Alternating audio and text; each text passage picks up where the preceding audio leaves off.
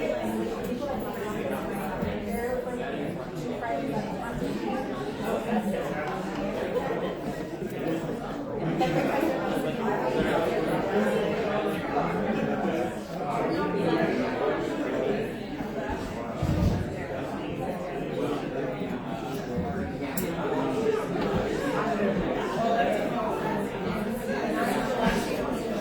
not late. No? Good.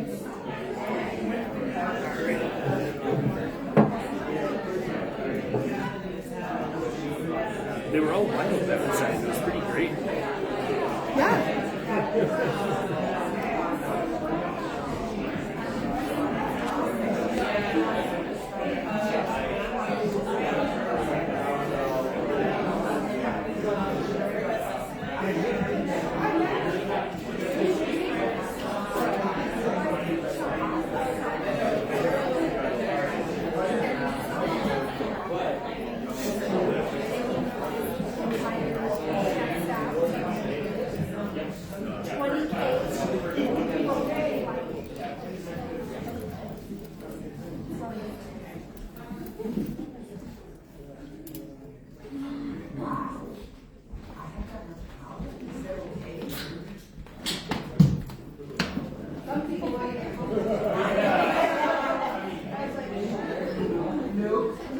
Where is the other tax? The infrastructure. We want to No, we don't need that. We're in the strength, families, youth, and older adults. Yeah, he's going to show it. There you go. Oh, wow. There you go.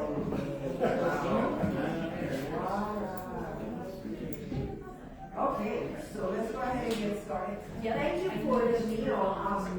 President Sandoval, where did we come from? It's quite good. Yes. Wow. That's very good. It was very good. Thank you. Thank you for that. So let's go ahead and get started. We have 2 more goals to go, and then we will have obviously discussing the points that how they were all allocated and the aspect of prioritization, being able to figure out what is going to be the priorities for each of the goals. So let's start with the strength of family, youth, and older adults, invest in the well-being of members' most vulnerable residents, support educated engagement to meet their multifaceted, multi-generational needs. So we have 10 proposals in this one. So let's go ahead and start the discussion, and it's open for discussion, and we will go ahead. Who wants to go first? Did you get coffee?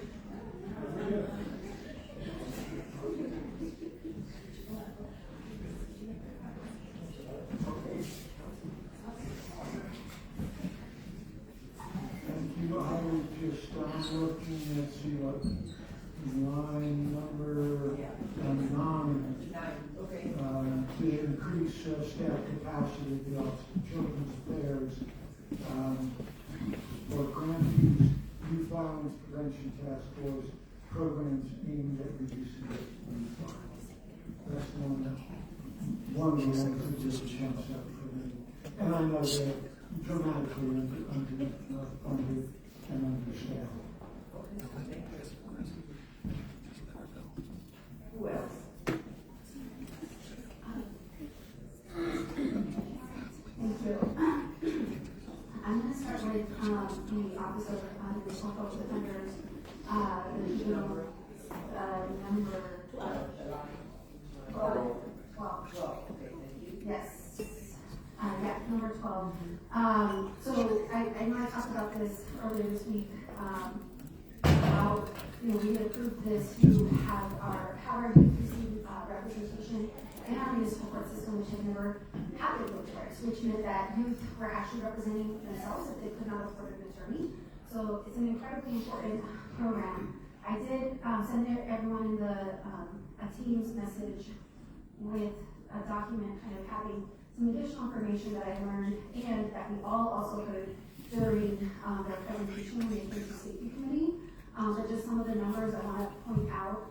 I believe they've had over 300 cases or 300 youth that they have served in the last year. And of those, they've had 155 of them accept diversion. And then 42% of them, their charges have been resolved after first appearance.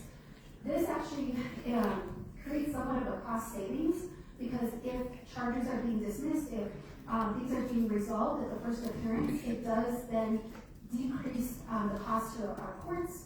It decreases the cost later on down the road, because they are providing intervention services before a young person finds themselves deeper into the system, because this is a precursor to state delinquency charges, where kids do actually then face detention time, whereas in our municipal court system, they do not face detention time. We're trying to prevent that from happening. One of the measures that the Office of Municipal Public Defenders has taken in effort to address costs is they have a senior attorney right now. There is going to be a vacancy, and so they are proposing to step that position down to an associate attorney, and then would like to hire a staff attorney, which is below the associate attorney level. And so it would decrease the cost of a kind of lead attorney in that situation, but it would allow for them to have additional supports, because we are seeing higher needs coming out of the cases that are coming through this courtroom. And again, this is a place where we can actually do really good prevention work, so that families aren't finding themselves involved in the child welfare system, which does cost more money. Kids do not find themselves involved in the juvenile justice system, which then trajects them into the adult system.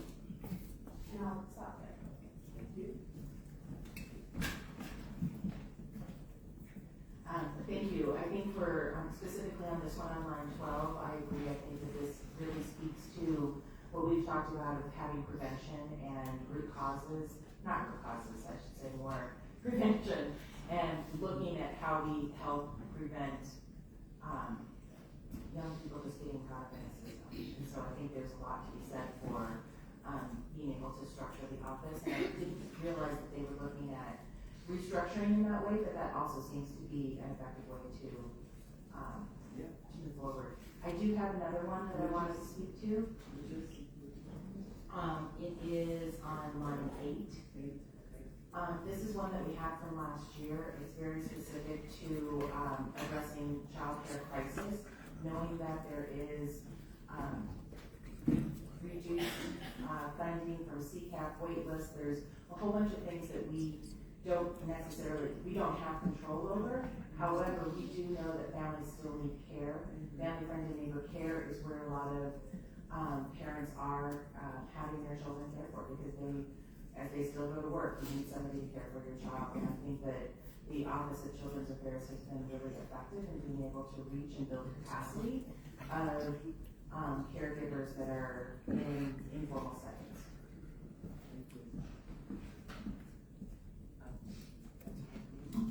Thank you.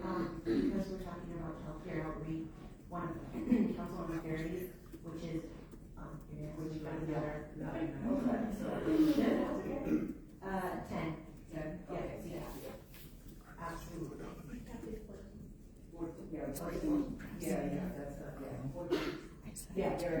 CCAP. Oh, that's right. Thank you. Appreciate that.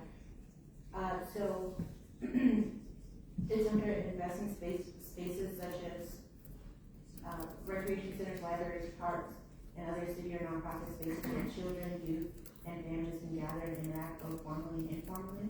Augmented CCAP funding program is only meeting 10% of the need, and federal state changes have resulted in budget covering less participants, 1.6 million.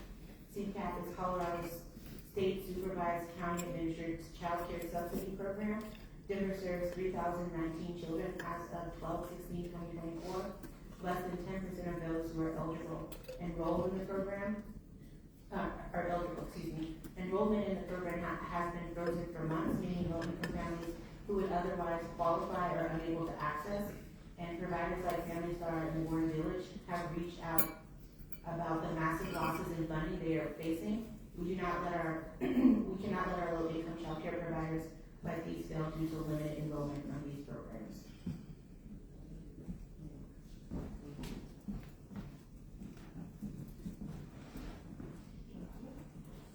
So I was going to talk about CCAP as well. For those of you who are on the safety committee, Denver Human Services came and did a presentation us earlier this year. And our lobbyists at the state worked at the state to try and close the gap between the funding and the need in CCAP. I'm just really concerned for that. I mean, it says 1.6 million here. That is a drop in the bucket of what we actually need. And so I want to just go back to Council President Sandoval's comments earlier in the beginning of the meeting about return on investment, right? And is a tiny, it will make a difference for a few people, and we can't minimize that. That's important. But that is a tiny Band-Aid on a flood. And so at the end of the day, I'm just not sure we're gonna get the return on investment that we need for putting our dollars there. And so while it is 100% worthwhile and while it is incredibly important, I don't think the general fund budget is the place where we can make up the need and see the return on investment that we need to see for these dollars this year. Any other comments?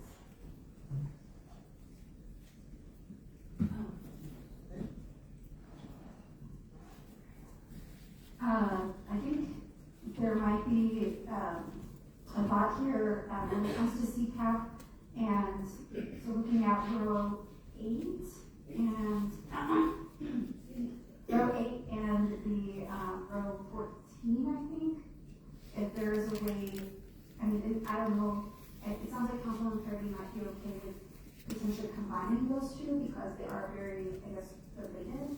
I don't know if there's any thought on that. So CCAP row 14 up to row 8 about childcare. Yeah, because it's all like having to do with childcare providers and, yeah. So I don't know if there's any appetite for that. Okay, Yeah, I think they definitely are within childcare buckets. I think they're two separate programs though for how the dollars would be spent. One being more for informal caregivers, CCAP providers that have to then be licensed care providers for the existing slots that already exist. So it's one in, one out right now. okay. Anything else concerning this goal? Yes. I just wanted to look up the, Line item. yep. I have to flip to a different document again. We talked about this, I think, last year. It is the social workers in rec centers. Which one is that? That's 13. Maybe it wasn't last year. 13. Yeah, this one, okay. I know we talked about it because a number of us attended a youth town hall that was held at West High School almost a year and a half now. And at that town hall, the young people did actually ask about having social workers at rec centers. That was actually a request from youth directly. And most of the young people that spoke that day did cite that as something that they can see being helpful for them as they are continuing to navigate a lot in the community. So I did want to lift that up, as well as the several additional FTE for our teacher directors. This is line 15. And what says, what is OCBS? Office of Community Beneficiation. Oh, okay, thank you. Within ONS, so, we know that the Office of Neighborhood Safety did absorb this, this office under them, and they have been doing this work for quite some time, the violence interrupters, and I know that that has been a goal of our city is to decrease youth violence, and so I just wanted to put some support behind that because, again, like just we're talking about our young people, we're talking about setting them up for success, and yeah, that's what. Thank you. Anything else before we go into the, Councilwoman Lewis?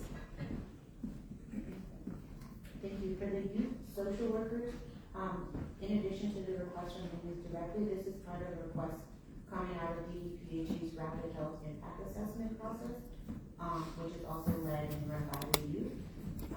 And then I did have one, can I go to the other one?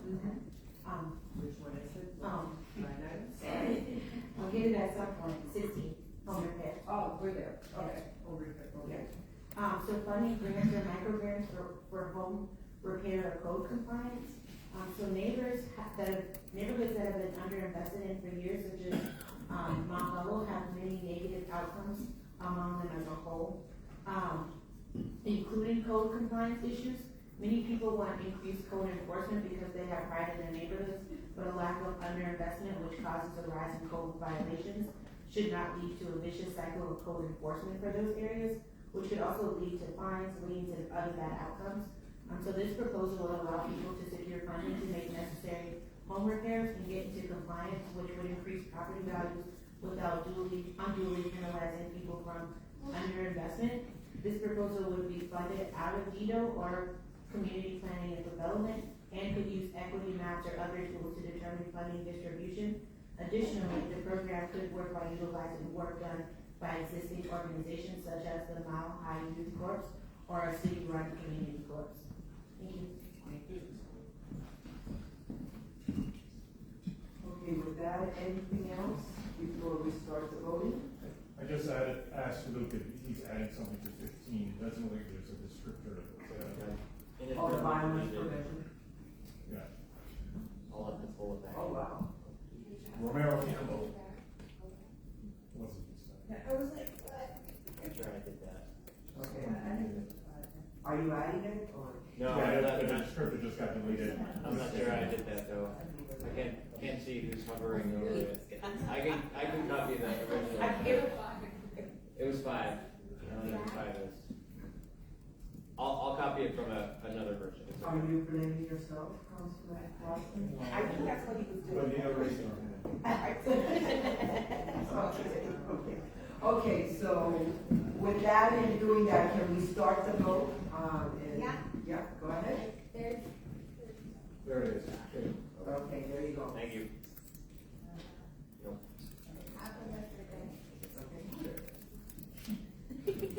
So go ahead and start the vote and then we'll go to the next goal.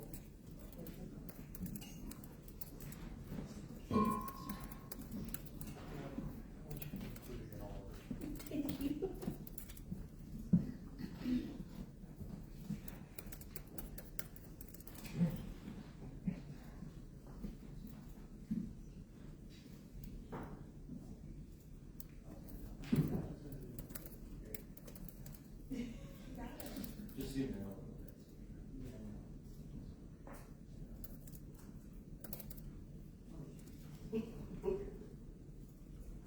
Who's left? Kaboom. I know. You have laugh at me.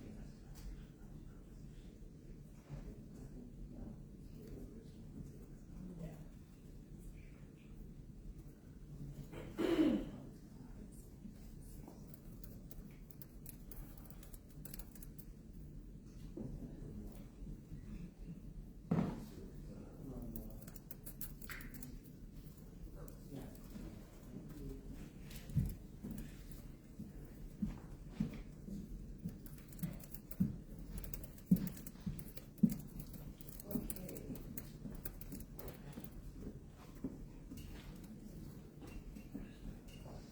Did everybody vote?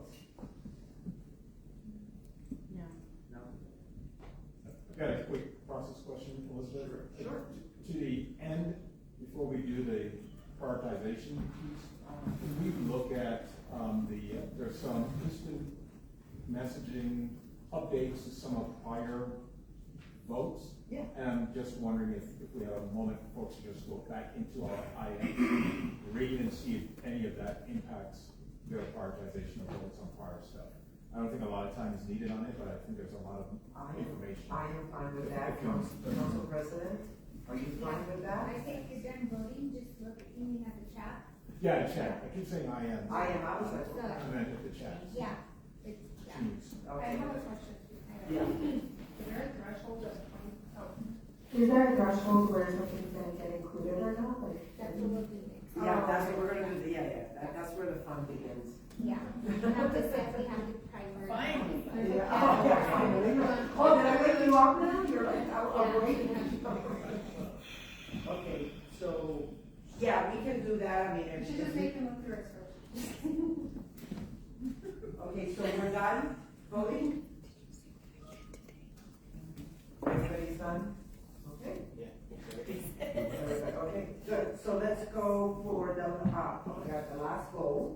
which is build healthy communities, which is increase access to physical, mental, and addiction health care, invest in the social detriments of health, achieve a seamless continuum of services through expanded collaboration between providers and partners. For this one, we have 7 proposals, and let's go ahead and start the discussions. Open the floor for discussion.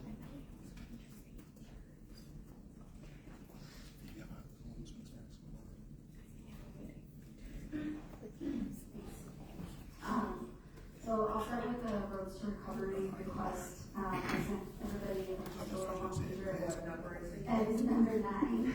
Thank you.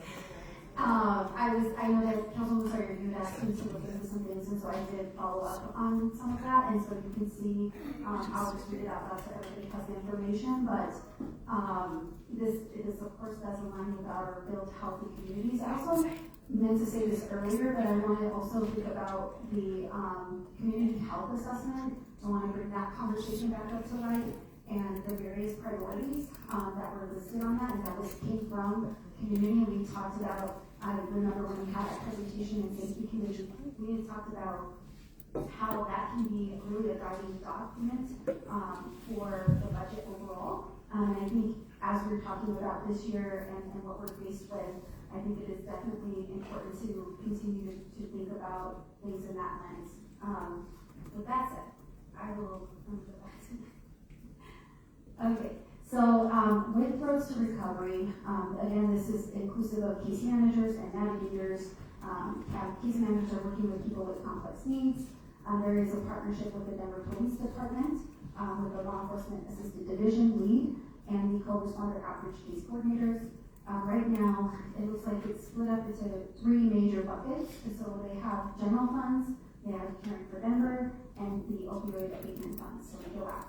So general funds, there's 2.7 million, 2 million from Caring for Denver, and DOAC is $1.7 million.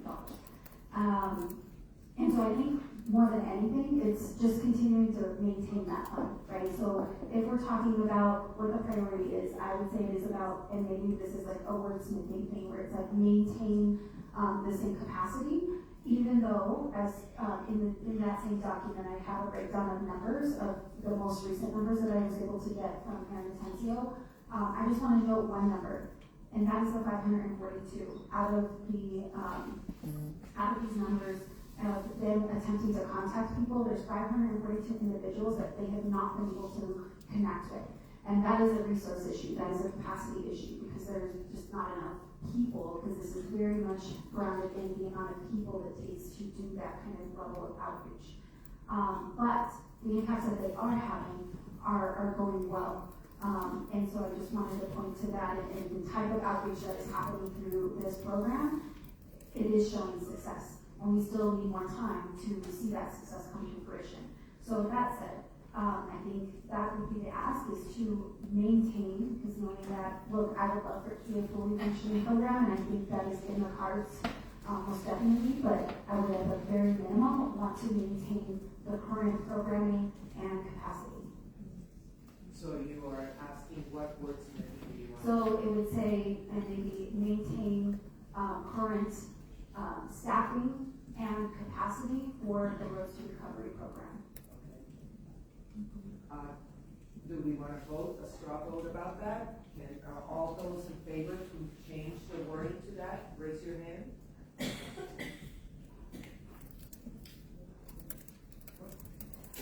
You got it? Maintain current staffing and Capacity.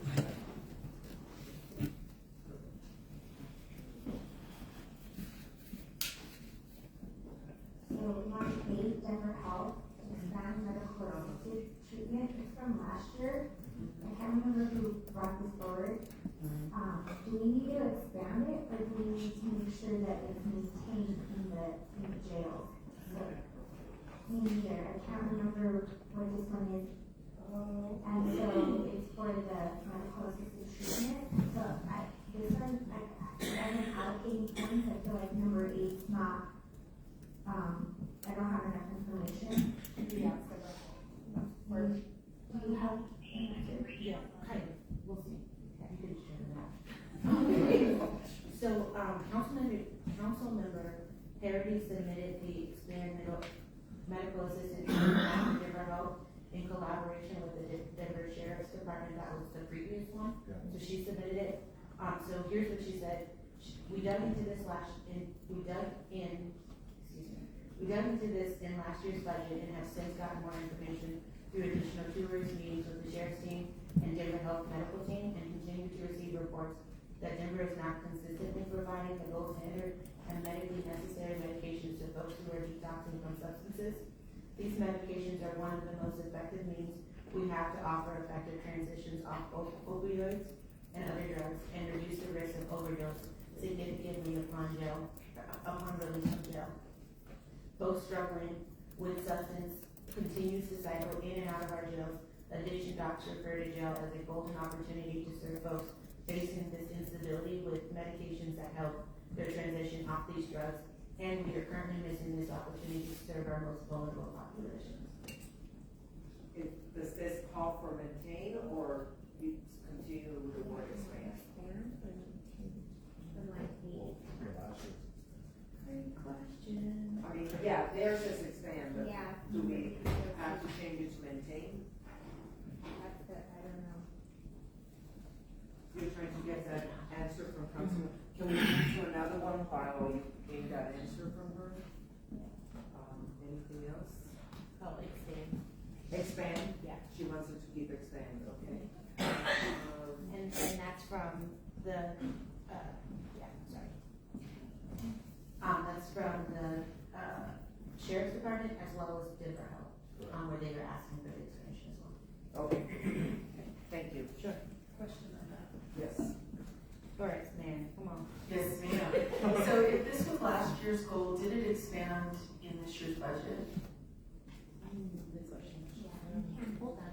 Yes. To attend the sales tax, go to or no? Which sales tax? Oh, the 2Q, the two. Can that go? No, because this is probably something, I'm assuming that's in our operating agreement, so we pay Denver Health to provide it. Okay, I bet you're right. So, not knowing what that is, if it didn't get, expanded in this year's budget, we requested it last year. Are we expecting that to change in 26? Yeah. Okay. I'll give you some more information that I didn't read, and I apologize for that. So the programs are mostly grant funded, and so not a lot of money is coming from the general fund, and so they've just been very dependent on the grants and the grants changing, and we did not get it. And it was not expanded as a new asset. Okay, so with that, do we have to change anything on the wording, or we keep it as is? It's rolling over, okay. What else? Oh, go ahead. Oh, okay. Which line item? Just my advocacy for the Food Justice Fund and the DDPHE Health Assessment Report. So when DDPHE presented its safety several weeks ago on the health assessment report, or you know what it was. Remember that time, It was a year ago. It feels like it. That report was set to go to the Public Health Board for approval and then set to go out. It does speak to elements of the Food Justice Fund, but the Food Justice Fund was never actualized in this year's budget. It was last year's request. It had unanimous support from us. I want to echo Councilwoman Gilmore's comments earlier. The request for food support is just as high today as it was during COVID. And so this is such a crucial conversation to open up. And so I do want to leave it as its own. But it is in the health assessment report, and I still really feel strongly that there is so much in the health assessment report that we should be embedding into next year and probably the next 5 or 6 years of budget to get those things fulfilled. But food is a critical element of that. And there are moving parts of that. I think the Healthy Food for Denver Kids needs to go back to the ballot at some point very soon. We need to figure out if that stays in its current focus, which is just children and families, or what happens with that if it gets sent back to the ballot for renewal, I guess. But other than that, there's still a critical need for this fund. So I just wanted to elevate those two items.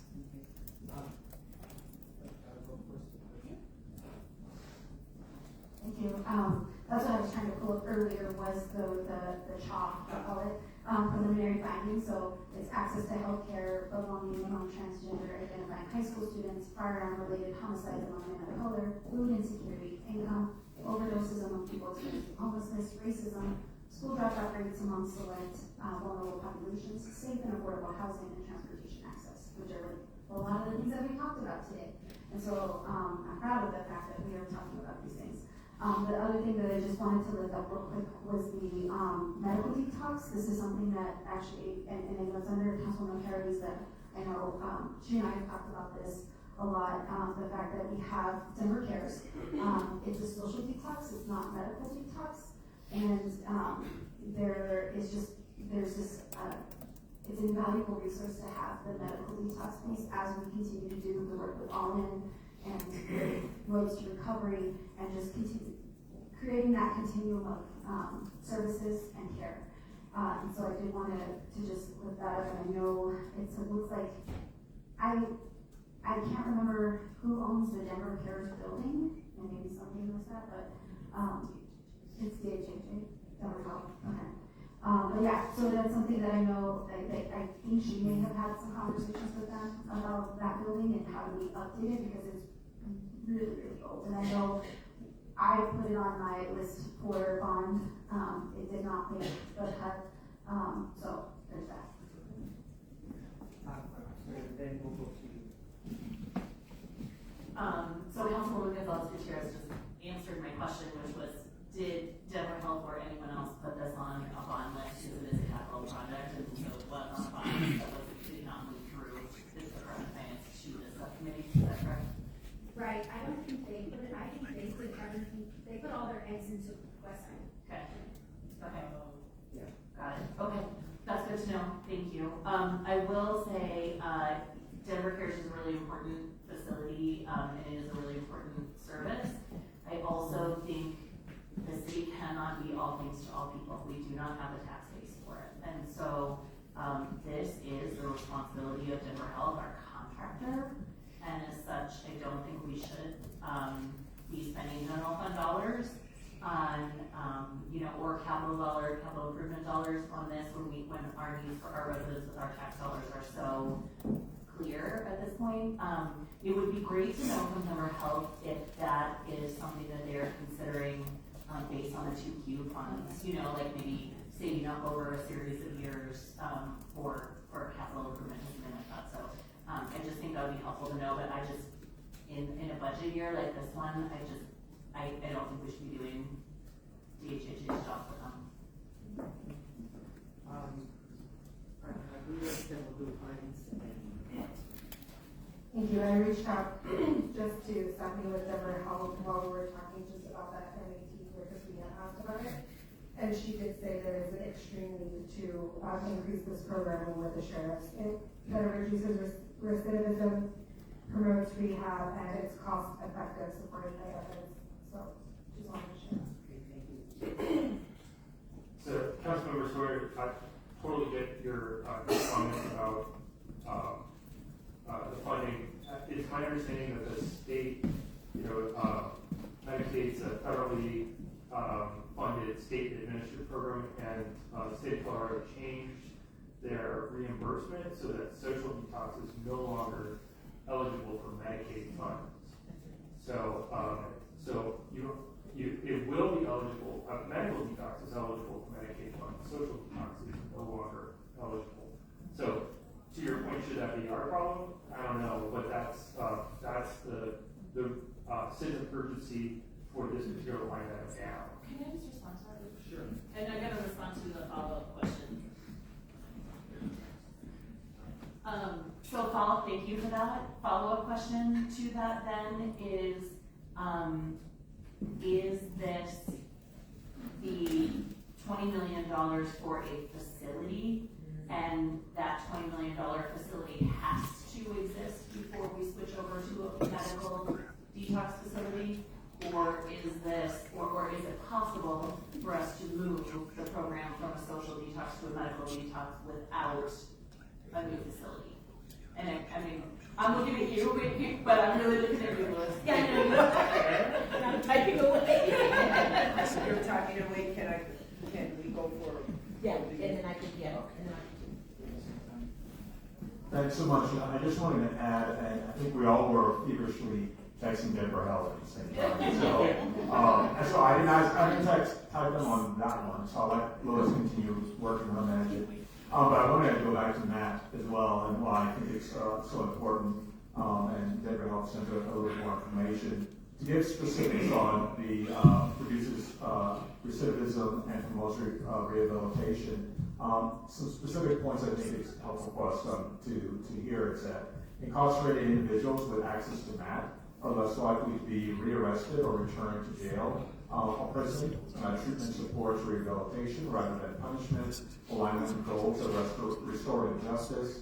And then the cost-effective piece that was spoken to by Councilmember Alvidrez, the national health agencies, including the CDC, SAMHSA, DOJ, endorse MAT as the gold standard for opioid use disorder, and several pilot programs across the U.S. have demonstrated measurable success, making MAT an evidence-based investment. Thank you.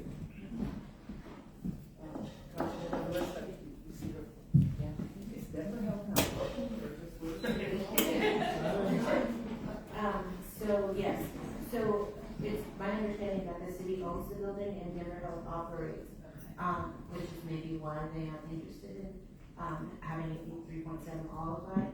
Right now, it's not currently fit for use beyond the 3.2, and so essentially we will need to make updates to the building for it to be 3.7. You got it. Okay, thank you. Anything else? Any other discussion? I think I have one more, but let me get my mind together. Apparently. No. So let's go ahead and start voting, and then what I would recommend is 2:07. I will give you until like 2:25, go show it whatever, if you need a break, look at your IM, the chats, and then we will reconvene. You will be ready to reconvene. You think you need more time, or? Yeah. So we're all pretty good. Do you need a break? We'll need a few minutes to get the. Yeah, no, I mean, they need 5 minutes, so just FYI. So, okay, so are you done already voting, are we? It's always 2 more. Yeah, but can folks, if there's additional stuff in the chat, can we have like a 2-minute update of the chat thing, and is there a reopening of any of the ones that we can, in case advocacy? None of that, it didn't change my vote at all. Can I change the vote at all? On that one. Online? Hurt my heart. Do you feel bad? I don't feel bad, but it does hurt. There's some brownies back there.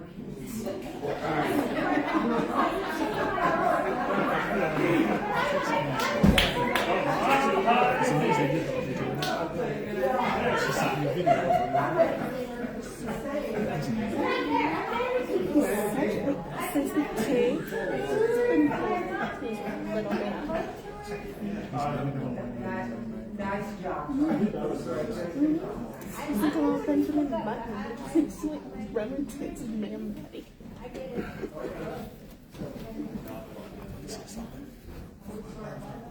The Denver Metro water We did end up using this as our template for 2027 budget. and they're just putting some really, yeah, I really just looking for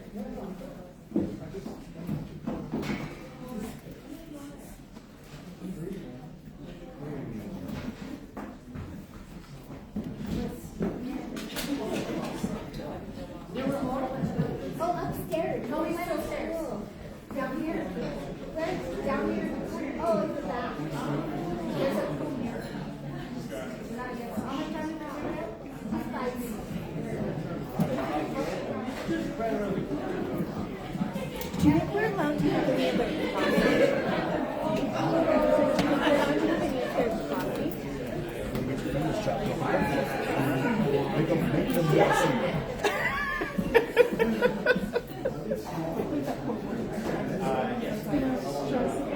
was so loving how in such a chaotic world, people really need to feel that they're able. And there was a reminder sign who this is what they can control in their atmosphere to feel safe in this rather out of control, not safe world. And that's a good point. And I told her the electricity analogy.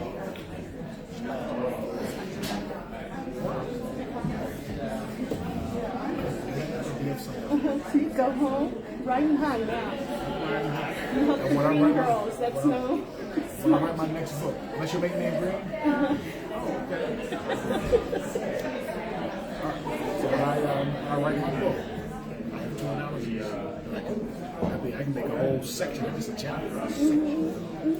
Although, at the relationship academies, I do talk about how do we build I don't use the analogy at all. So we still talk about how does the art develop the art. So right now we're talking about developing a vision for how we want our relationships to look. Before we get to specific relationships, just a general, this is the type of relationship that I want to have. Yeah. Okay. That's good.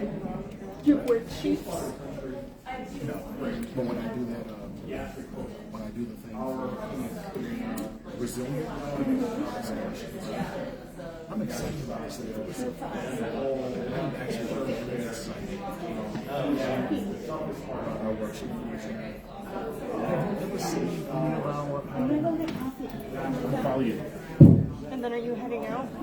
I guess I'm also. Have you seen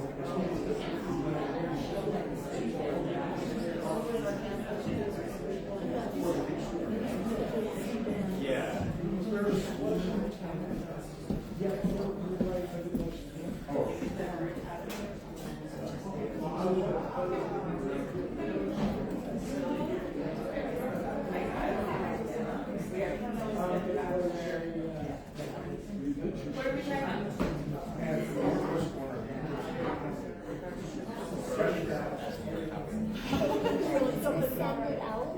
Yeah. With the steps? We'll send it out. I'll post it out.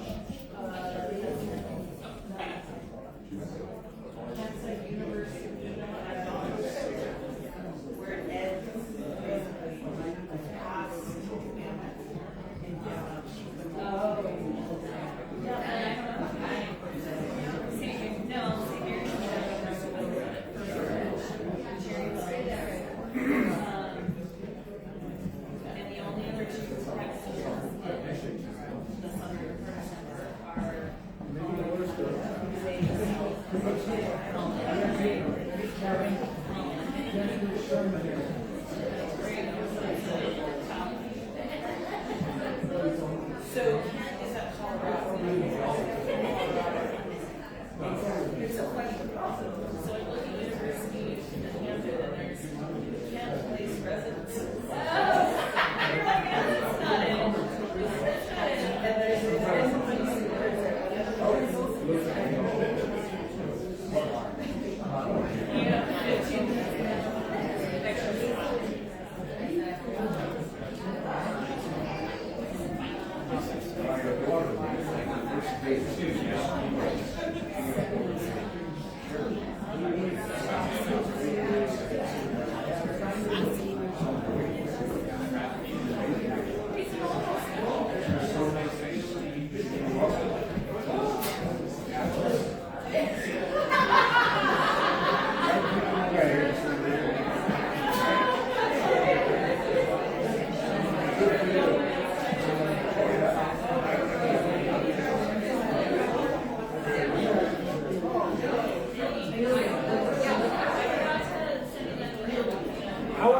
Can I ask you a question?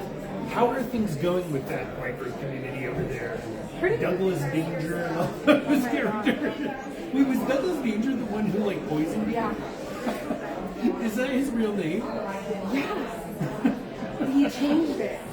But it's It wasn't his birthday, yeah. Yeah. He showed me pictures of his, he had like this long blonde hair. Oh my and god. like he was sort of rocker. I only met him at that thing where I met you at the opening. He was such a character. Yeah. Well, I'm I sorry thought to I was have getting to on make well with him, but I think he's just not all there. No. You know, and honestly, like, there was cocaine and stuff found on the papers he gave me, and I think maybe he was just coked out. Maybe he wasn't trying to, like, drug me, but, like, since I don't do drugs, I was like, very sensitive, Yeah. so I really was like, oh my god, I'm not okay. But I've never, honestly, never done it. And so I was like, I just was like, anyway. So I guess in my heart, I'm like, he didn't need to do that. Maybe he was like very coked up. Maybe he was like at home snorting coke and then like brought me the picture or something. Which is the funniest thing for him to be doing considering it's great. What do I know? Exactly, that part. That's like everything. Another thing that, you know, I would like to see better outcomes. Because people aren't paying for housing. A lot of people are living back in the streets. Yeah. From that specific. From that specific site. I just when I heard about it, and he was like, well, this site is for like the most hard to get out of the streets people. And I didn't know that before. So I told me that. That's a nice surprise. Yeah. Wow. So yeah, that's about it. But things seem to be overall. I think the hot topic of the relationship right now is like the developer that's suing us in this area plan and all that. Yeah. So that was good. Yeah. Has it been fun? Has it been? Oh yeah, for sure. Mm-hmm. Yeah. I've learned so much. Like, it's been fun to watch. Like it's always fun to watch everyone. I mean, we watch so many of these state meetings, so we see you all. Oh, do you? I don't. Oh yeah, we're like sitting there watching. We geek out. Even if we can't either, we read the transcripts. I mean, but we're often watching, and it's been fun to watch you sort of come into your own as like a force and critical voice. And like these are things that. You know, it takes years, a couple of years to like really figure out. But it's cool. It's cool. I feel like I definitely. I feel like I am learning right now, and I feel like I'm learning right now. You know, sometimes you don't really know where you are until the boat and feels like I'm safe. Yeah. You know, and really thinking about my convictions and like trying to do the right thing. Yeah. You know, it's not, problems don't come to us because of easy. So I feel like I've learned a lot. I feel like, also, I do feel like it's different right now under Trump than it was under Biden. Like, it's just a different world. So it's like, you have to, obviously, budget is part of that. But it's been a lot of fun. I would say the learning experience is a lot here right now. Just like learning about professional sports with a stadium. Like, Totally. I never, thought about the ownership groups and how you invest as a city. What is the ethical? What is the moral? What is the good thing to do when it comes to those? And that experience alone, I feel like, has been so valuable and will be as the community benefit stuff comes around. Like, what will that look like? What do my constituents need? Because we're in a different time than when I was running for office. Yeah. So we'll see what they say, what the community, asks for in this community benefit agreement. Like, I feel like my area is a lot like local areas here, but we never had anything happen. So we've never organized. And I would say like talking or seeing other people that run for office, a lot of people that are community organizers end up running for office, and so being that wasn't my background, and like learning how to do that on the job, and it is hard because I think it's the hardest thing is like my community loves me and like I have really great connections, but the trust is different when I've never been covered, especially for people that don't know. They're like, why do you want to come to my small business? Like, are you going to find me on my side? And honestly, I haven't done a lot of outreach to the Asian community before I was elected, just because I know they're going to be like fighting. So now trying to reach out, I really have to learn on, like Tron and the offices are helpful. And then there's community views like Amy and the Brave Center and stuff that pick up liaison and like tell people like, no, she actually cares about us. Okay, yeah. And there's some treatment. That's also part of it. Post-COVID. So she said, it's just very yeah. But what did you say about the how long have you covered the city? It depends on how you break it down. And I used to do documentary and started a doc company. We covered this thing called the Underground Syringe Exchange and the Legalized Syringe Exchange in like 2008. So that was your number? That was in Denver. We did like national stuff before that, and then we got like years doing it. Before I was writing, 2013 I started writing.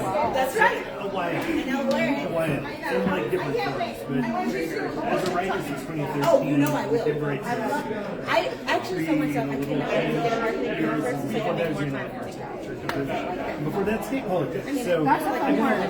Arts and culture. That's like the fun part. It is a job. Yeah. I don't do it anymore. I got so burned out of people wanting to talk to me. It's not like, sometimes people want to talk to you, but like generally they're like, what are you, what are you saying? What are you doing? And it's more fun because I don't get as many questions. Which is like a,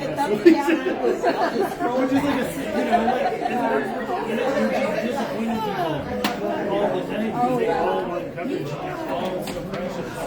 So this is much more fun as a reporter. There's exciting things happening. Yeah, totally. Sorry to interrupt. I have to leave. Okay. Because I gotta do kid pickup. Sorry. Never a dull moment. So much. Did you want something quick, or did you want to talk about something longer? You want me to, this will be 2 minutes, if that's okay. Yeah. You good? All right. Thank you for moving back. I wasn't sure if you were totally blowing me. No. Okay. I just was in the midst of something else. So that's so much about this in a while, but like, how unusual is it not to have like protections before doing this? Is really the question. I would say it's pretty standard to not have a perfect idea of what the budget picture looks like. Yeah. This year is worse than most because there's so much uncertainty around what's happening with federal and so much uncertainty when our sales taxes is lower than we anticipated it would be. That uncertainty kind of stands out. Not this year. Do you think that's, mayor's office I'm not sure they know. I'm not sure that they might, In which case, yeah, it'd be great if they had money to tell us before today, or to listen push it back a week, or whatever, you know. But I don't know that they have. I don't know. There's especially right now. I don't know. And so, you know, like it's just a perfect storm of difficult to make these decisions and try and be strategic and thoughtful. Yeah.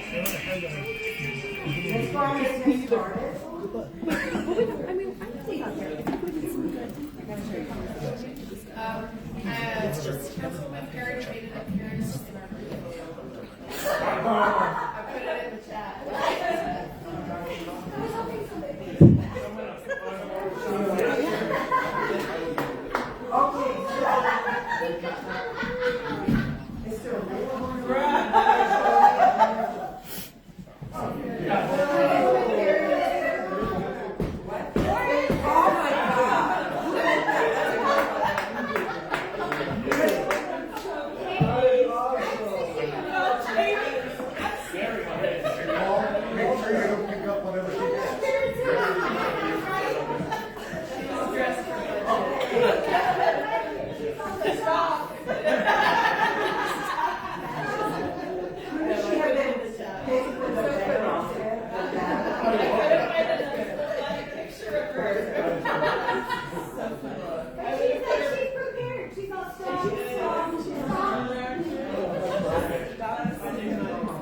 Okay, so this is going to be interesting. This is where we're going to have to look at the priorities. I'm going to go out on the limb here and say this. I know that Council President Sandoval said, you know, we have to look at priorities, 3 to 5 per goal, etc. If we go for 5 times 8, that's 40. Okay, this is the engineer in me. I'm putting away any emotional side. 40 out of 88, is that correct? 78. 40 out of 78. It's almost 50%. That or more than 50%. That is not a priority. 40. Having 40 is not priority. It has to be less than that. If you want to know what priority looks like, you're looking at 33% or less. Right now, having 40, 8 times 5 means 40. I mean, if we pick 3 to 5, and I know all of you are so caring and everything, you're going to go and let's go for 5. You know, we have to be realistic on this.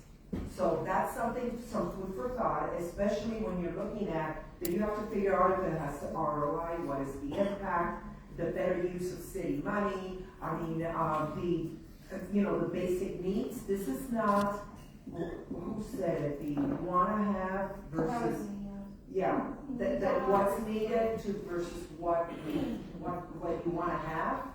At this point, for you to keep in mind. So a tool that we're going to use in order to help you with that is that we will look at the top 2 or 3, and then the others, if you're saying, no, look at what we need number 4 or whatever, there's a tool of looking at how much support this received in terms of number of council members that voted for it, in order to help with that. Yes?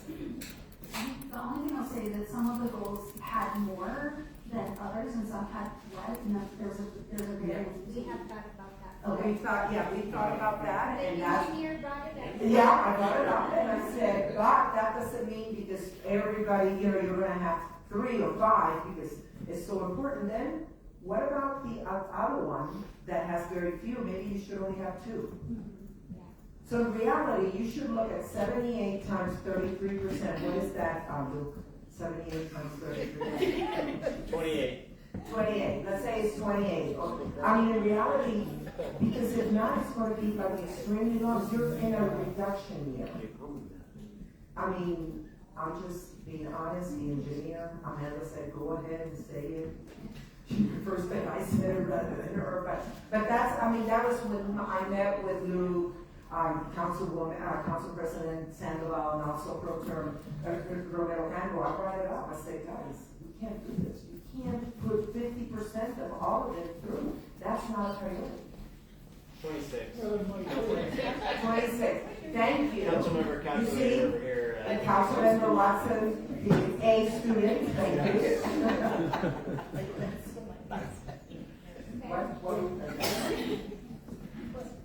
I mean, we meet in numbers of how many we recommend, 3 to 2 or 6.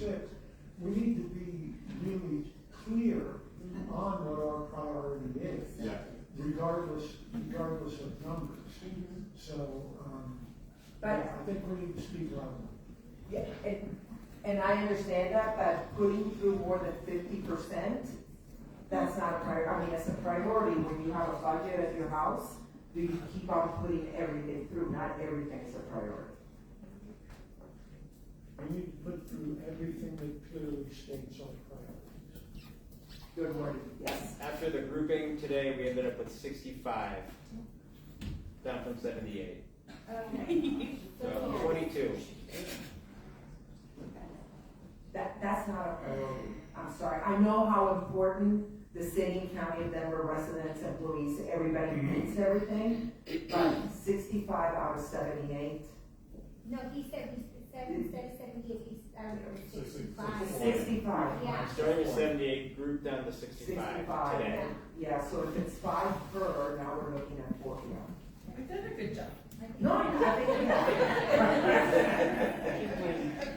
Councilman, you know, when I meet today, I want to meet with somebody to help me because Councilman Cashman has been giving me the evil eye since I said this, so I'm a little bit concerned walking out. Here's what I feel like is happening there. Like, I think it's arbitrary for us to pick a number. Yeah. Let's just pick the priority. Yes.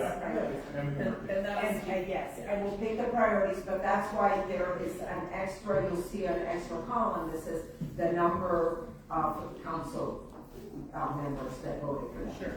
So that's a key one to help also. Yes.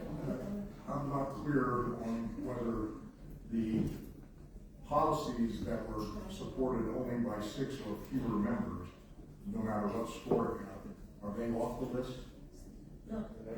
I think they should be off the list.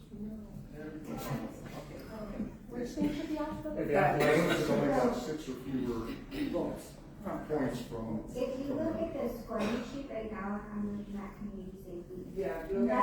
Nothing fell off the list.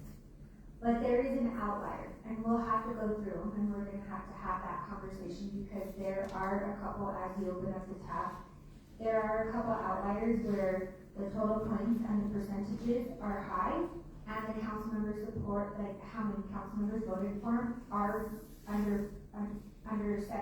It couldn't pass if we were actually behind the days voting in vote counts.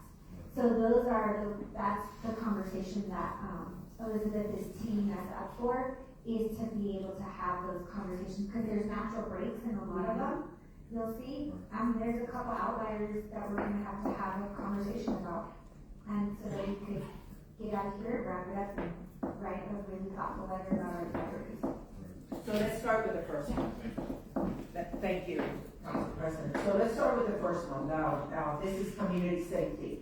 As you can see, the total points, if you look at this column D, you can see there's 75, a very strong one, with 47 and 44.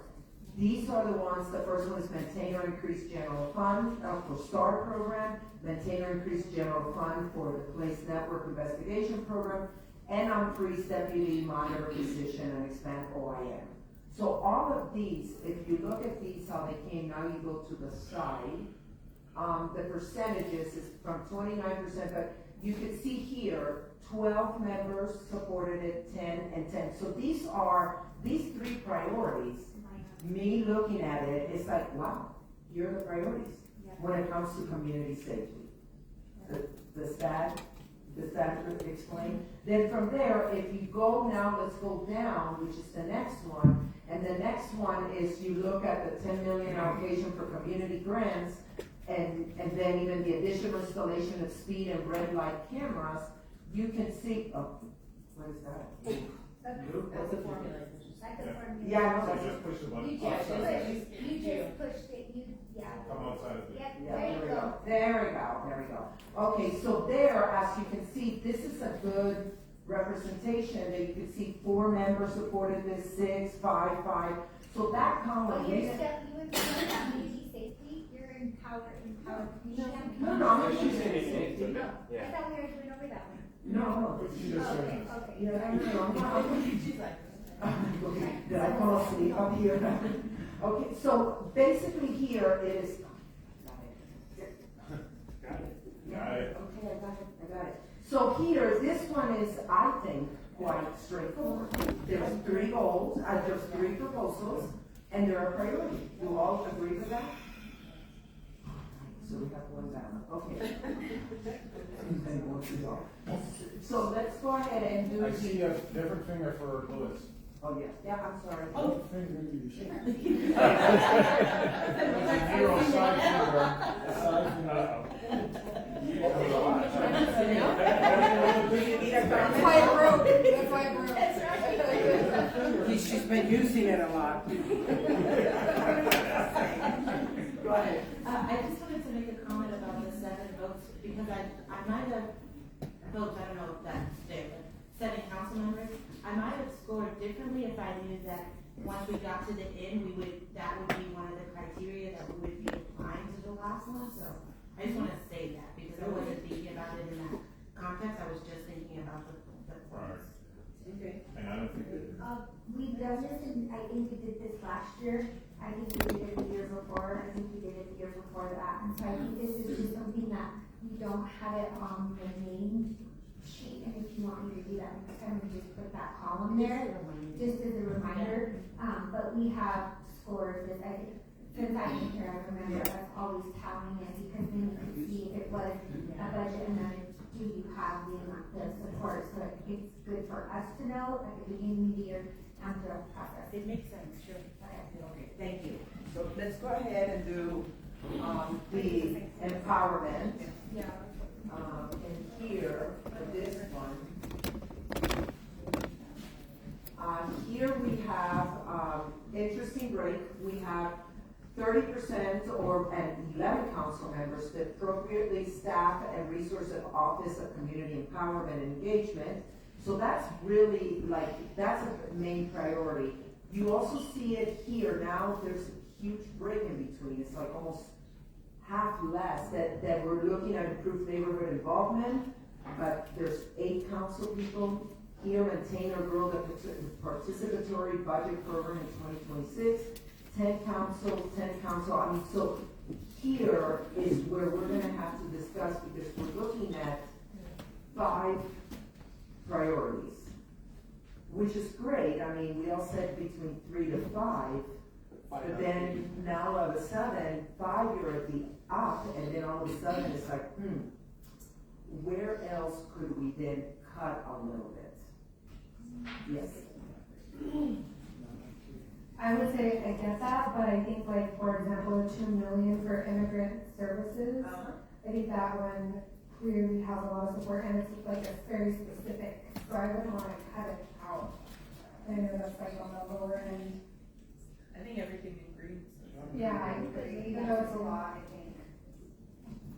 Yeah, it's that mix where the numbers low, but the number of council members is high. Yeah, no, I mean, that's why I bring that up. So, yes, Councilor. I was just gonna say, I mean, I also agree that to keep all of those that are currently in green works, and maybe to your point, for all of us, I think empowering community has been, something really important, and this does reflect what we've been talking about. Yeah, I mean, I agree with it. But something for also now you to consider that when we're looking at others, if you have a lesser amount of council members and everything, we need to consider that as well. Okay? So that's empowered community. So then the next one is related to the housing needs. And this one, very strong, the funding for temporary rental and utility assistance, got 10 council member support. Then, again, we have a lot here. We have these 2 that are very strong. allocate funds for residential property tax rebate program, 9 council member, but then you have 4 others, and here saying, oh, let's make those also a priority. This is where I think we're gonna have to have a conversation, all of you, saying, can we feel comfortable moving with these 2 as priorities? No. But then the other 4, now we're even taking more out of it. I mean, so it's something to consider here. Maybe from the other 4, maybe we pick 1 or 2. And not all the 4. Obviously, we are putting them all together because it's the same amount of council members that voted for it, and it's very close, as you can see, from 10.4 to 11.9 in the scoring. Thoughts? 2 of them, yes, only have 6. I'm just putting that there. I mean, Councilwoman Flores. That helps me with my decision around if I were to pick among the yellow section, it would be the 2 that got 7 votes. Yeah. Agreed. So what we decided here, I just want to make sure. Yeah. And can I say that and then we take a straw poll on it? So the first 2, obviously they're a priority, and then from the 4 that are the tier 2, what you are suggesting is let's go with the 2 that have the 7 council members that voted for this over the 2 that have the 6. Who agrees with? The question? Yes. Before I agree. Yes. You're a lawyer, but exactly. I'm just curious whether, at the end of this, and I'm sorry I won't be here for it, but have you considered in this tight budget year, or with all of these unknowns, only putting forward the supermajority priorities? Or are we gonna do the letter like we have in the past where we split it up between these are the priorities that would have received a supermajority vote and these are the priorities that would receive a majority vote? No. Robert's like, shut up. Just to be clear, there are 2 letters. So this letter should have just been these are the recommendations. Okay. And it has said in the past primary considerations and secondary, and I understand that we're not going to do secondaries. And then the letter in the fall are these that have a supermajority and these don't. Okay, so for this one. So for this letter, we don't talk about majority. Right. We want primary, okay. So with that, we need to do a little straw. Oh. It's not straw voting. Straw poll, or do you have a question? A comment? Before we go to straw poll, I want to make sure. Sounds like I'll be in the minority. I think we should just keep the 2 green ones. Me too. Okay. We have a straw vote on the floor. On the floor, let's do the straw poll first.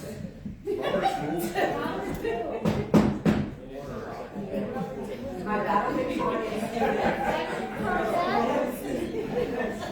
So with that, what we have on the floor is the straw poll of like the 2 in green and then the 2 in yellow that have 7 council members that voted for it. Who agrees to that? Raise your hand. I'm sorry, say it again. The 2 in green that are the priority, but then we also want to make the 2 in yellow that have 7 council member support to make it a priority. So that means that we will end up with 4 priorities with this goal. For now. For now. Who votes yes? And raise your hand. Okay, so 1, 2, 3, 4, 5, 6. Okay. Are we deadlocked because we're 6 and 6? Yeah, we're 6 and 6. You're gonna have a second vote on the other piece that you voted for. What is it hard to say about it? So the other 6 though are just the green? Yeah. Okay, so, yeah. Well, let me ask this. That's the audience.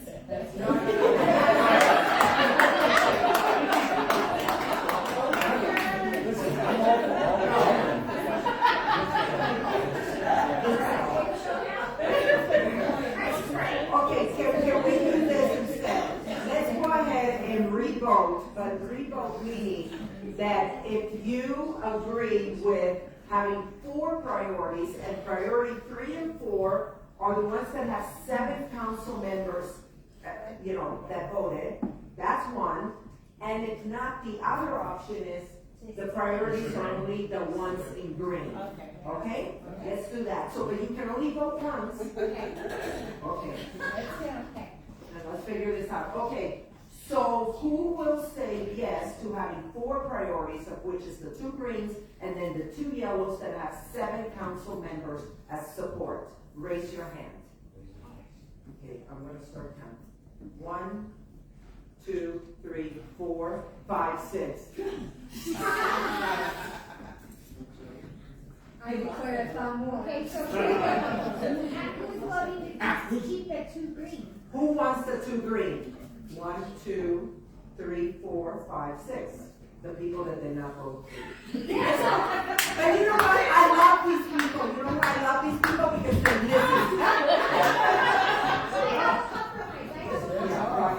Okay, so what if I know we were gonna do primary and secondary. Most of them I would only want us to do primary, but because this is housing needs, and I think we're in a housing crisis, could be on this one, for the people who only want 2, can we say that these are our priorities, and then the secondary ones are the 2 under it in the green that have, or in the yellow that have 7. So that would be my compromise.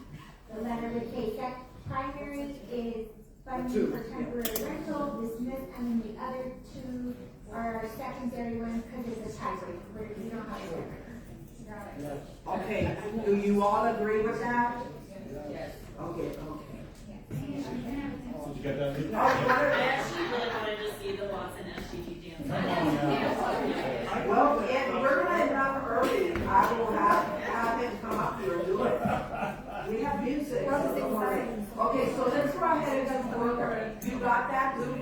Yeah. Okay, so let's do the workers and business, goal.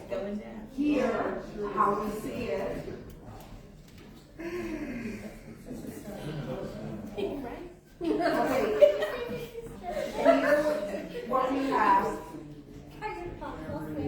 Once again, we have a very, break with the first one, which is the continue to find ways to support business impacted by city construction projects. 11 of you voted for that. That is 30% of the overall votes. And then after that, it drops to 15%, which is $6 million for a worker center. This one, dear Luke, what's happening that I can't see the support for this? It's 4 council members supported? Yeah. Okay. Okay, I'm like 4. Okay, and then we have the other one that's 9, 8, and 7. So how do you want to progress with this? Yeah. I agree. And I voted for that, so. Who said that? Listen, I am extremely biased on that. I think it's important, essential to my district. I think it's great. But it's only 4 votes, so I can't beat that. I think that's. I mean, you could be. I choose not to. Okay, so I am going to challenge all of you, and that's a good one. Okay, thank you. Do we still need this one that has 7 support? I'm just asking. I think support work centers and owner work cooperatives,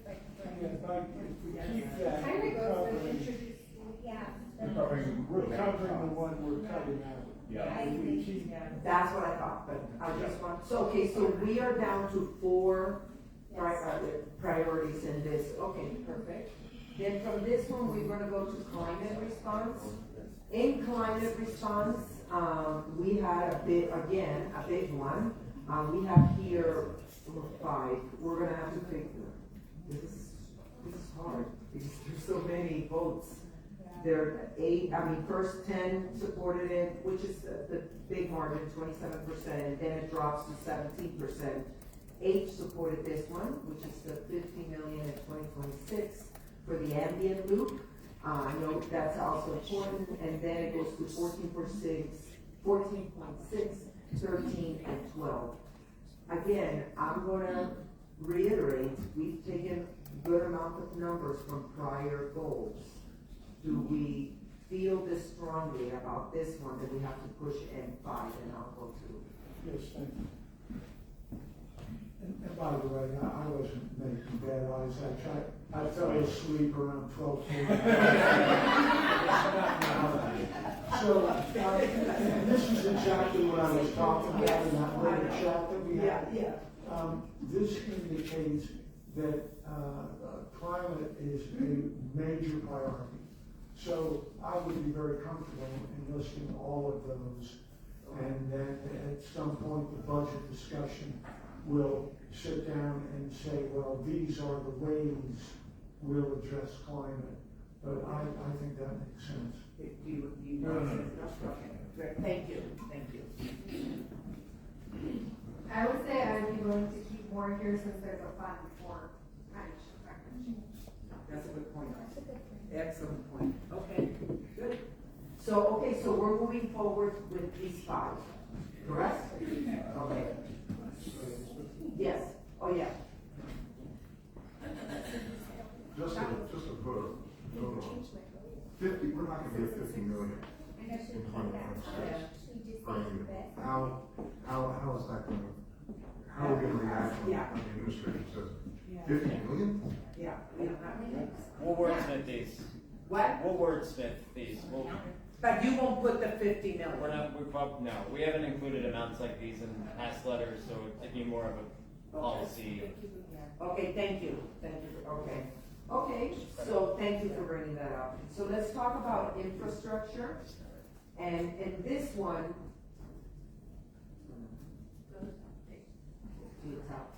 there are 3, and that are with 12, 9, and 10 council members supporting it.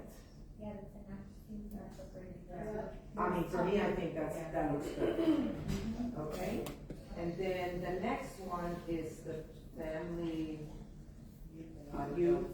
Here, again, 3, the same thing. We're looking at council members 11, 9, and 7 when it comes to these 3. Addressing child care crisis, the expand services for senior population, and funding for the Office of Municipal Public Defenders, Juvenile Division. So you all feel comfortable with these 3? Can I see just below, just to see which are the other ones that are, hold on, sorry. These are the other ones that were passed. Yeah. Okay? Okay. So then let's do the last one. Wow. Don't jinx yourself. Okay, so here in this one, there are 3 that you can see the 11, 9, and 9 support, close the numbers, and then there's a 4th one, this expand medical assisted treatment for Denver Health. How do you want to proceed? It's 8 council members, but you could see a difference here, and if you go between 3 priorities. Did you express something about that? Yeah. Yeah. Okay, go ahead. I'm just, this one. Denver Health. Yeah, I will just say, it probably should read expand medically assisted treatment for Denver Sheriff's Department in partnership with Denver Health, because that's the real program, right? So this is us, not Denver Health. So it's a little bit different. I also think we know, from both Denver Health and the Sheriff's Department, this is a desperate need. So I think it's close enough that we should include this one, and if we end up taking a look at all of them, then we move forward again or something, maybe we just sort of do one last overview of all of them in comparison with each other and see what we think, but I don't think that we can responsibly leave this one out. Anybody else?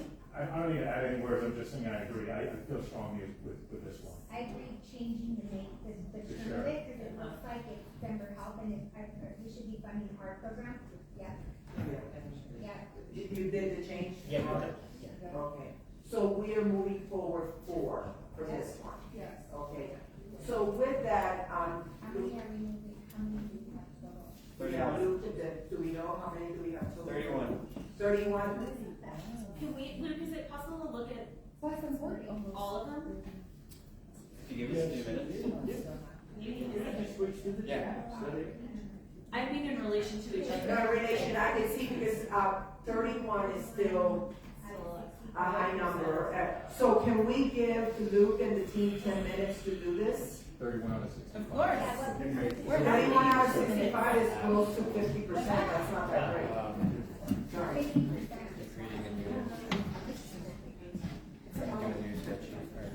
Yeah, but it's not priority. 31 out of 60, and 65. Too many. Okay, no, you're looking at 48%. It's still, We should take that out. I think we should just take a look at all of them and that's what he is. see where they are. Okay, so they're putting it together, so if you wanna take a 10-minute break, it's 3 o'clock. Let's give them until 3:10 to look at it. All 30. 31. And then see if there's support. And Luke, and make sure that you include how many, members and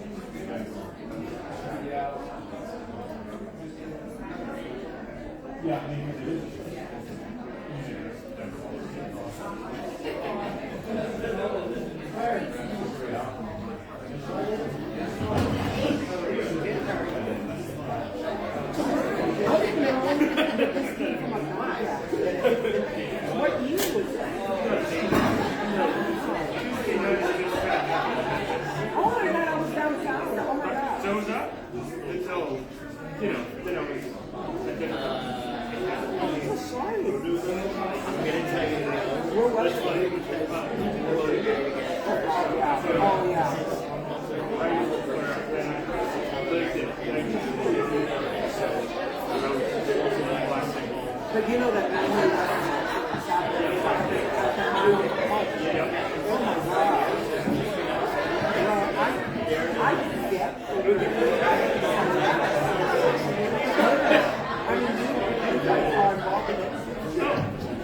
no, I'm serious.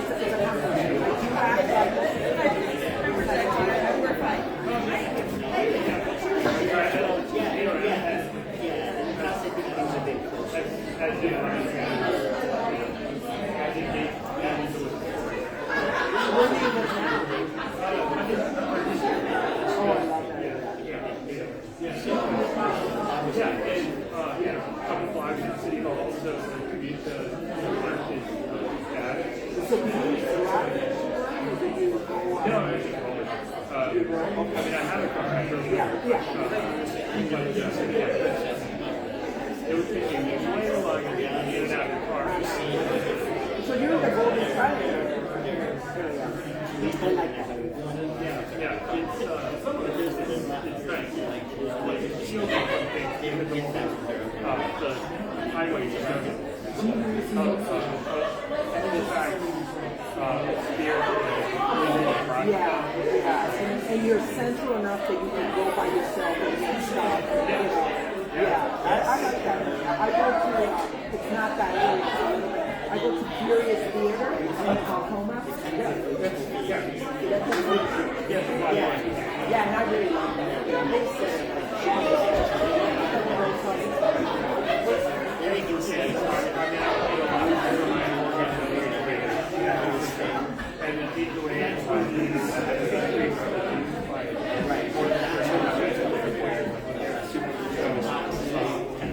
so I went from the cross where it's severely covered. Kind of funny, right? Yeah. Because if I were driving like, I thought so too. Part of no other district.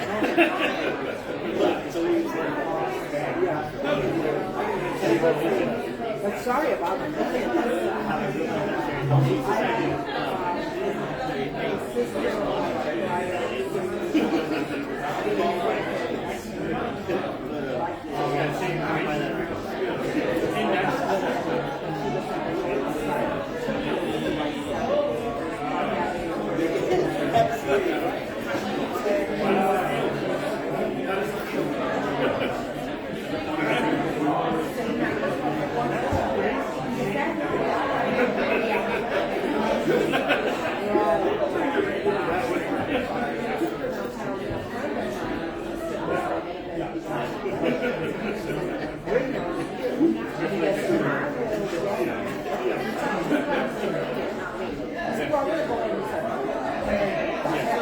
Just sit outside like, yeah. But then, I mean, there were people from all over the world. They never found that place where it was happening. They did find that person in stress. Yeah, time.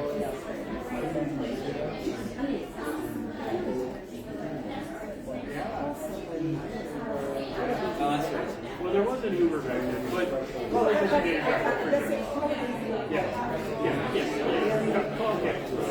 I mean, that night I called him. Back then I was back then I was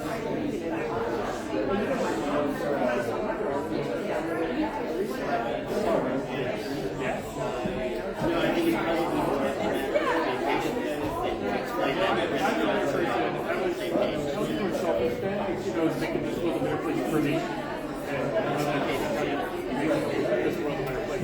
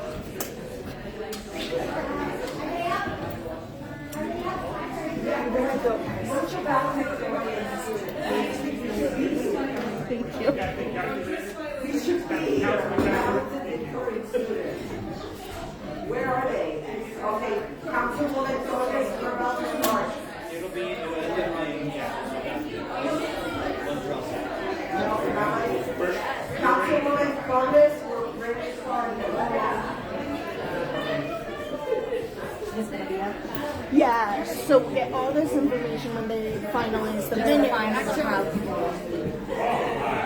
Okay. So let's go ahead and start. This is what the movement team were able to do. They identified here on the what is the goal. Yeah. And then they put in green what are the policies that you all consider as, important priority. And then here, the column that says the council members and the percentage. Okay? So obviously, they have access to this. Again. It's on the last worksheet of the sorting sheet that we sent. So we added it to the next. Because you can't see all of it here. I mean, we have community safety with 3, then we have empower community with 5. As you can see, I mean, I think if you all can look at it, then we have housing needs with 4. And then we have, I mean, we still have a lot, workers and business with 4. And then climate response with 5. And then infrastructure with 3. We still have a lot, 3 for family, youth, and older and healthy communities with 4. So if all of you could look and see where you think. What if we could, Yeah. so it seems like from looking at this, there's sort of a break point at 40 points, right, between all of these different priorities. Because they all are, we've had a conversation already, they all have 7 goals or more, et cetera. So, but there appears to be in all of these sort of a break point at 40 points. Yeah. What if we were to kind of use that as our threshold? How many would that take out? Then it takes out the map for the demonstration department. That's, and I know a lot of you have been. But maybe we have to do that. I mean, how do we? Yeah, I don't want to either, but But that housing things are yellow. I feel like. But they're under 40 points. If you go The housing? they're dated at 40. Hold on, I'm sorry. Yeah, but I don't want to use a public defender and use public defender either. So neither, on housing, we only have one priority, that's 39. And then the rest, where we had 31 and 21, not 29. I don't know. We've got to have some of these out, so what's a reasonable way to do that? You sound like I know. You're right. I'm like, oh my God. Artists and engineers. My husband's an engineer. You know we are. I know we are. And I'm a leading high social worker. So with that, I would say, I don't know, like, Councilwoman, you said this earlier, and I know Robert was like, that's not what we've done before. And then Council President, you mentioned, like, we were gonna do that maybe for the housing, where we would have, like, here are the, like, top, and then here are some, like, kind of sub things. I mean, I don't know if that is doable in the grander scheme of things for all of these, and not just on the housing. If we're doing it for that one, do we do it across the board? Knowing that we are really struggling with getting rid of some of these ones that are maybe a little bit below, or if they're below the 40. I don't know if it's still too much, but it would still capture like the priorities that we've identified. Who else? I'm kind of wondering if there's some that don't take as much financial cost. Because like ADUs, I know like the West Denver Cotter, it's not like they pay for ADU, they just help connect you with a loan. No, to they pay. give you a grant. They give you Yeah. a grant that you don't have to pay back. Oh, And it goes towards the cost of your house. this is what I looked into, they don't over but maybe, I don't know what that was. So I mean, I would say, can we look through and see if there's anything that maybe doesn't necessarily need a lot of money?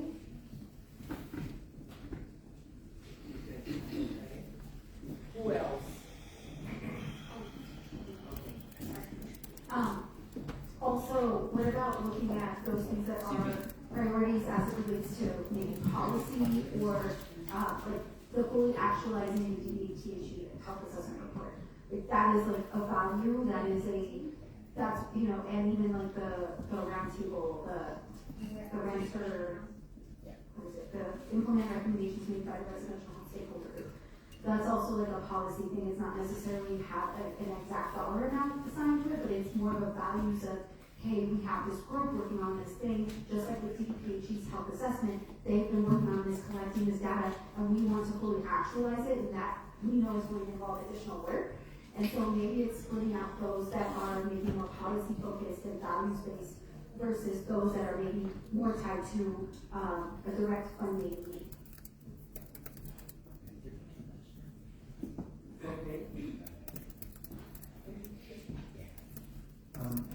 This reminds me a little bit of the bond process, and trying to get to an exact list in an awful short period of time. I don't see the loss at using the list we've compiled, and I don't see a big gain at trying to nitpick it past this point.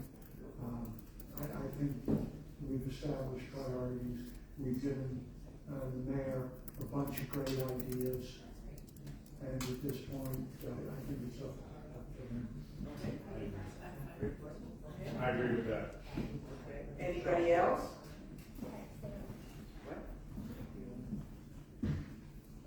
So looking over the list, I'm not looking at column D, I'm looking at column B. And if we were vote counting, most of these, I think like a huge majority actually have 9. Yes. And so I would just say that this, to do voting is 7. And so I think we've done it, like, as much as I'd like to cut this down. Last year we had 32 priorities, we're at 30 now. So, but we had 18 secondary, so we would be sending a letter with 30 priorities. And this has, like, there's not very many that have 7. There's just not that many. And so I feel like even without Councilman Parody right here, she was able to vote. And I feel if we think about a democratic process, at least we're not sending, we had 32 plus 18 last year, with 40, I'm not very good at math, 50 something. Almost 50. And we're sending 30 clear priorities this year. And if you all are comfortable, the only one I would say that we send a dollar amount to is the $2 million for the legal defense fund. If everyone's okay with that, other than that, I would take the dollar amount, all of them, out of the $10, $50 million ambient loop, if everyone's okay with that. But I couldn't get behind 30. I can send a letter, and I think that we've done a lot of work, and even though they may not be funded, at least our constituents know that they are a priority. Besides just the mayor, I want to make sure that this letter goes out to our constituency, and I want to make sure that their voices are heard through this process as well. I'm looking at this list. I feel like if we go back to our commitment statement at the very beginning, it feels like this is reflected in this. Thank you, Council President. And I will add, from an engineering standpoint, there were only 7 votes, and that only represents 20% of the priority votes. In an engineering world, you go with 80%, so you're fine. Because the 20%, there's always going to be a 20% that people are going to overlook. So actually, nice job, Council members. The numbers, that's when you agree with the numbers. So anything else? I know that a couple council members want to leave. You want to close it up? Thank you, Councilman Sawyer, for your participation. Safe travel. Safe travel. Take down the mountain safe. I just want to say, can we give a round of applause to Bonita and her staff?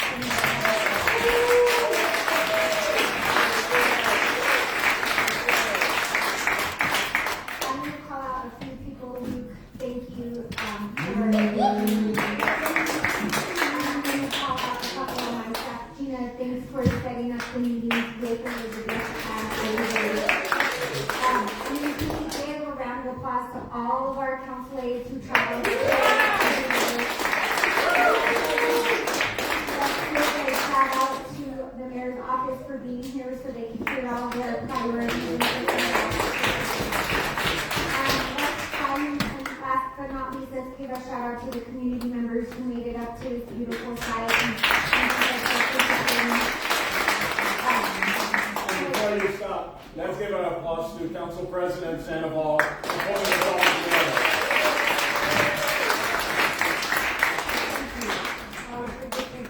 Thank you, Sal. So Pro Tem and I, we've had several meetings leading up to this. It's not just one and done meeting. I give this lots of clap. I think it was reflected in the work. Thank you all for showing up and dedicating this day to this process. And I just look forward to working through the rest of the year with you. And at the last budget retreat we were in, we were having really hard times with race in our community, and I don't think that it's eased up, but I think that we're in for a wild ride in front of us, and I just want to say thank you, and I'm proud to serve with all of you and be on this wild ride with all of you together, and I'm so proud of the work we're doing all together, and I hope you have a really good Friday, and I'm glad that we're in this portion, and if information comes out next week, or the next week, this isn't like the Barbie stone that I'm chiseling into this thing and we can't make amendments to it, you know? This is something where we can amend things as we're going on. So we're just gonna have to be thoughtful about that as the budget rolls out. Because maybe it won't be as doomsday as we think. I think after going through COVID, a lot of us feel like that, especially with all of the national media. And to Councilwoman Gilmer's point, thank you so much for thinking about the city workers. Because when I was at my bond meeting, the first thing I did was acknowledge the city workers. We have really, really dedicated public servants in Denver. And so I would just ask, as we go out throughout the year, let's just stand in solidarity behind our city workers and show them that City Council has their back. Thank you all.